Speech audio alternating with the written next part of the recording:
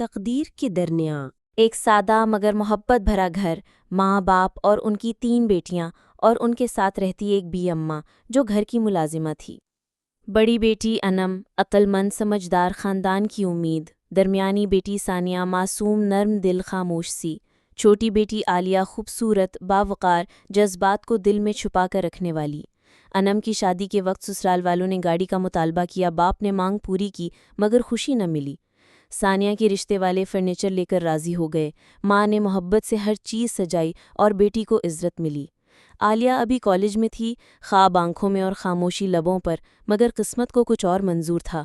ایک دن عالیہ کالج جانے کو تیار تھی کہ کار خراب ہو گئی۔ بی اماں نے اپنے پوتے ریحان سے کہا، بیٹا عالیہ کو کالج چھوڑاؤ، دیر ہو رہی ہے۔ ریحان انجینئرنگ کا طالب علم تھا، شریف النفس، خاموش طبع۔ عالیہ کو موٹر سائیکل پر کالج چھوڑنے چلا گیا۔ بس یہی لمحہ محلے کے لوگوں کو برا لگا، زبانیں چلنے لگیں، باتیں بڑھ گئیں۔ جب یہ بات عالیہ کے والدین تک پہنچی تو عزت بچانے کے لیے انہوں نے بغیر تحقیق کے فوراً عالیہ کی شادی ریحان سے کر دی۔ نہ پوچھا، نہ سمجھا، نہ سنا۔ نکاح ہو گیا۔ ریحان اور عالیہ ایک دوسرے کے ہمسفر تو بن گئے مگر دل کے دروازے اب بھی بند تھے۔ وہ ایک دوسرے کو چپ چاپ دیکھتے۔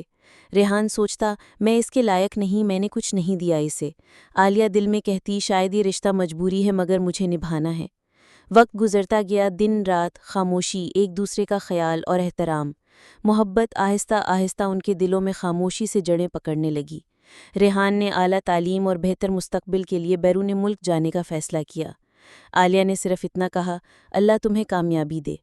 ریحان کئی سالوں تک پردیس میں رہا، دن رات محنت کی، خوابوں کو حقیقت بنانے کے لیے خود کو کھپاتا رہا۔ اس کے دل میں صرف ایک خواہش تھی، کبھی تو خود کو اس کے قابل بنا سکوں۔